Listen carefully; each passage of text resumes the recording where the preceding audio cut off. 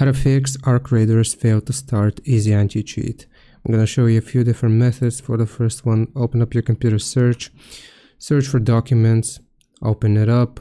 Now right here, we're just going to click on this PC, go to your C drive, program files 86, and here you want to find the EasyAntiCheat folder, open it up, and then you will just right click on this file and delete it.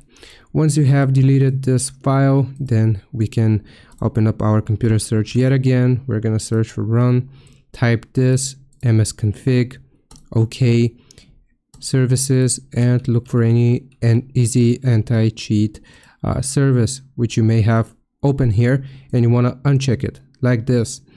Once you have unchecked it, you will click on apply, click on OK, and now if you try running Arc Raiders, it should no longer give you this issue. Hope this helps. Leave a like and sub. I'll see you next time.